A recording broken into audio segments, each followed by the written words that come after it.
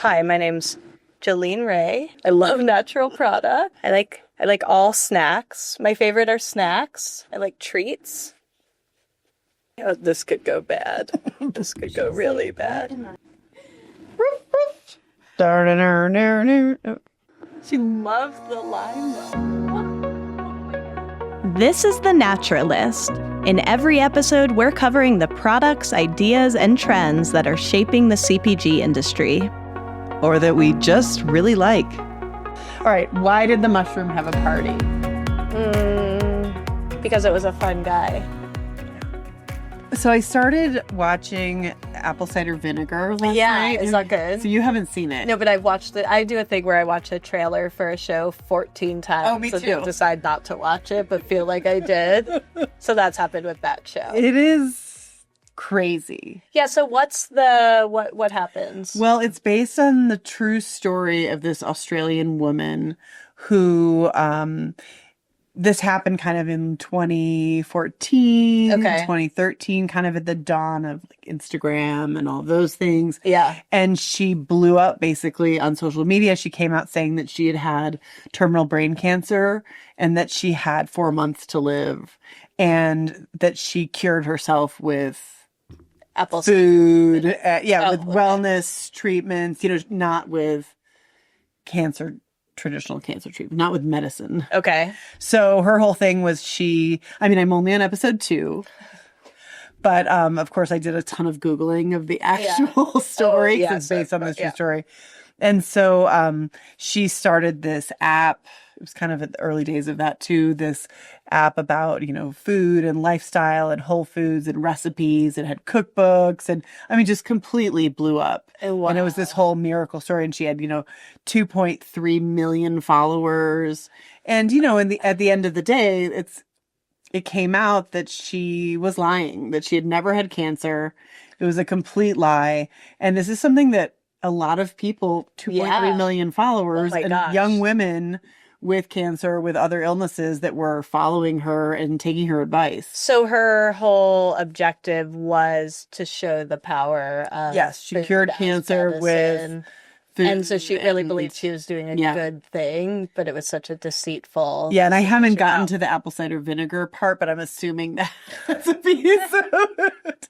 But it is pretty gripping. And she wasn't the only one that was doing this, but she just started this huge empire, and then it came out that she was lying. So... Yeah, and it's interesting. Today when you look at health influencers and what they're saying about products and ingredients, obviously not seeing something to that degree, that type of deceit and, misinformation. But I think just misinformation in general, how do you kind of like filter through all of that? And there is a lot now. It's so relevant again, right? With all the fake news that's on social media and put out there. But I think for the natural products industry, it's always a really good reminder to be really legitimate and trustworthy and trusted in the information that you put out there. Like our standards department, right? We're so constantly reviewing claims around products to make sure that they're making claims that are both FTC and FDA compliant. So how they're talking about the benefits in supplements, its structure function claims, and making sure those. So I just take something fun and turn it just into you're like, oh, okay. I feel okay, so what else are you watching? No, and also going back to this series and kind of the timeline too, I was wondering, because this was kind of right at the dawn of a lot of social media, influencer stuff, did it have more of an impact because people weren't so inundated with these messages that they were more trusting of this? Right, yeah. Or, are we, and to now we're just constantly inundated. We're oh, they're getting paid or this or not. Yeah. Maybe now because there's so much out there, it's information overload. Maybe we're believing everything. Yeah, and with AI and images. I think that Taylor Swift and Travis Kelce, every week, I think they got married. Wow, this just took a turn. The images are so real. They finally tied the knot. Oh. So that's where my brain has been for the last 24 hours. I stayed up so late watching it because I you were was binging. hooked. Yeah, and I was doing like the watch with Wikipedia on my phone in my other hand. So like every person that came on, I was Googling them. Like to layer your screen. Yeah, like reality and drama, find the real story. Do you watch Black Mirror? I have seen a lot of it. Because I haven't seen new any of it. season, There's yeah. a new season. It looks good. Could I start? Should I start now or should I just not cut my losses? Well, my husband is still watching it, and I did watch part of an episode the other day with him, and it was good. But the first episode, he told me the entire plot in great detail, and I decided not to it seems like it seems like a show where you shouldn't really know that going into it. Well, it just seemed like too much. Oh, too much. Upsetting. Yeah. But yeah, very cool show. We like uplifting things around here. Like your puppy. Like my puppy, Jolene Ray. She is something. She is. Everyone thinks she's a perfect angel. She is not. Yes, I think she is not. You should bring her out here. She scares me. Later. Some other time. She's really cute. She's a cute little Bernese mountain dog, 9.5 weeks old, a nice pal for 400 pounds. 400 pounds. I come in sweating. Everyone has to open the door, grab my bags. I'm like, ugh. Take your puppy. Yeah, Nancy was like, oh yeah, you won't be holding her in 4 months. I'm like, I won't be holding her in 4 days. And I just give her treats. I'm like, all the time treats. I'm like, stop biting me, treat. Do this, treat. And I'm so happy she's like me. She's very food motivated. Right. So that helps a lot. Yeah. What else is happening in the world? Well, there's lots of talk about mushrooms. Yeah. So the mushroom thing is not dying. And Newsweek actually just had a story that quoted Nutrition Business Journal about some of our mushroom data because we had a mushroom report. But I thought this was really interesting. And we've talked loosely about this, but haven't made this direct connection between more Gen Z scaling back on alcohol consumption and then the opportunity for functional beverages as a result, but specifically mushroom beverages. So mushrooms as an ingredient that are capturing some of that consumer that is no longer drinking alcohol or drinking less alcohol. Well, we certainly know that mushrooms are valued for their functional benefits, but also for the feelings. No, I mean, it's not just like, I'm taking a calcium pill and that's giving me calcium, but it's also the sensations that they provide, right? Yeah. So lion's mane for focus. Yeah. What else have we got? You were on a roll. Keep it going. Chaga for immune support. Reishi is like kind of relaxation, right? So we've seen a lot of these in cordyceps for energy. Yeah. So I like that. I think that's quite interesting. And what did they say? So quoting our NBJ data, in Newsweek, one more time for the cheap seats. In April 24, New Hope Network's Nutrition Business Journal, that's us, surveyed 8,000 people about functional mushrooms and found that 37% said they consumed food and beverages boosted with mushrooms, and 27% consumed mushroom supplements. That's just like huge. General population. That's huge. Yeah. So it's no longer just this niche fringe movement, and very much has entered into the mainstream. And again, like really proving that functional beverages, I do believe they're here to stay. Well, we've certainly seen, I think that 37% stat about food and beverages, like that's huge because we used to find these things just in supplements, but now we have beverages. There's mushroom coffee. Yeah. Think about all those great kind of mocktail elixirs, like the Three Spirit. I think that had some reishi mushrooms in it. Yeah. So I think that's really interesting too, how really it is entering the kind of mainstream food and beverage channel. It is. Three Spirit made me feel, I'd just like take a sip and then fall asleep. So it's very experiential. I was having a good time. You're the one that answered these questions. Yeah, and what was interesting about our survey too is that Gen Z and younger consumers over-index, so they were more likely. So I think some of these opportunities very much reach Gen Z and Gen Alpha, maybe. What is Alpha? Between Alpha and Z. I just thought you were making stuff up. You've been thinking I'm making a lot of stuff up on this episode, okay? She's like, Okay, anyway, so I should be probably part of the next survey that talks about the older generation starting to take lion's mane for memory loss. Yes. Thank you for confirming. That is a fact. Moving on. There's one fact on this podcast. Okay, moving on. What else do we have going on? Let's talk a little bit about another article that came out, not on New Hope, but in Vogue on March 31st, talking about alt milks, non-dairy milks. I thought it was kind of interesting because, well, first of all, I get really excited because it had a few Nexty winners shipped in there, like Minor Figures and Willa's. And in fact, we have an article on newhope.com that just came out last week about Willa's oat milk, which is a fantastic company, natural product space. They've done a lot of innovating recently. They just released a children's product that was the Nexty finalist, and they've won Nexty in the past. Anyway, Nexty, you know me, I can talk about it forever. Yeah. But I thought it was really interesting because I hadn't heard about some of these innovations that they covered.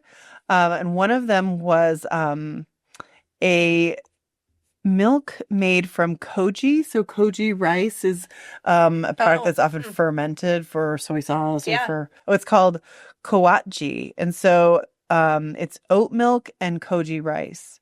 So just when you thought like we're done with all the ingredient innovation that we can find here, and we have talked a lot about how we've seen a lot of plant milks really paring it down in terms of ingredients and formulations, lots of USDA organic certifications, super simple ingredient list, unsweetened. So that's been an amazing thing that we've seen lately in the market.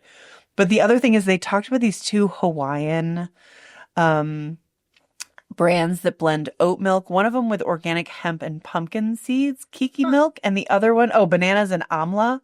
And then the other one that uses an algae-based mineral complex. Very interesting. I just think it's so cool to continue to see this category innovate, whether it's with sustainability, with ingredients, with clean label, and just talking like, what's next? Is it going to be fermentation? Is it going to be... Yeah, and which ingredients can really create that both sustainable and like delicious experience that's different. I think some of these two are really leaning into being different from dairy milk, like taste different. They're still delicious, but like it offers a different experience. And I think that article also talked about packaging. Yeah. Like it's very trendy. There's like these really interesting like labels and branding and sustainable packaging. And it's just kind of cool. So as we talk about like what is the future of the plant-based category, and as we've seen that kind of quieting down of the meat alt space, I think we're seeing kind of the opposite in milk, right? And didn't Doug write about? I feel like Doug wrote about that too. Book.com. He wrote about alternative dairy products, beverages, right? It's ringing a bell. I'm just going to agree with you. Check it out on newhope.com. Yeah, interesting. I like that. And I'm curious, like, because we had a team conversation about Air One, and I'm wondering, like, which of these products are, like, launching at Air One, Yeah. And the Air One effect. What is the Air One effect? The $20 strawberry? I was going to say the $20 strawberry camel milk. Yeah. Yeah, I don't know. Just seeing like influencers kind of really pick it up, and then just seeing these things going viral, these health trends going viral. I like Air One. It was cool. I liked it. I've never been actually. Oh, really? Have you seen those videos? There's some like duo online that does like a song about Air One shopping. Oh yeah. Yes. Yeah. It seemed pretty accurate based on my experience there. So what else have we been talking about? Well, another, hot topic, tariffs, which I'm not going to make any predictions about because it will all be different tomorrow. Yes. But Doug Brown did write a great article last week about, how retailers are dealing with tariffs. Of course, he had to rewrite it completely from Tuesday to Wednesday. Yeah, you made it right 5 times. Yeah. But it's really interesting because he does talk to quite a few retail sources and, just other industry experts kind of about, what grocers are going to have to do now when they're facing. What are they going to have to do? Yeah, I mean, because obviously CPG brands, it's not just about supply chain, it's also about packaging. What's happening with packaging and just anxiety of consumers in general. I mean, who's going to pay, right? Is it the retailer? Is it the brand? Is it the consumer? It's probably the consumer. Although I have been hearing like some companies say, hey, like we're going to take the hit. Yeah. We're going to absorb the cost for a little bit and then see what happens. But I think especially for early stage brands, that's just not something they can do and see that, that impact on margins. So I don't know. But yeah, that's obviously a topic that we're going to keep following on newhope.com. If we could just get our writers to Turn it around a little faster. Yeah, it's a full-time job covering that. It really is. Another thing that's so exciting, do you know what I'm going to say? We should maybe even start with this. Is that Newtopia Now registration is live. Yes. It's up. It's live. We're putting together programming, our community experiences. Experiences. I like experiences. Experiences.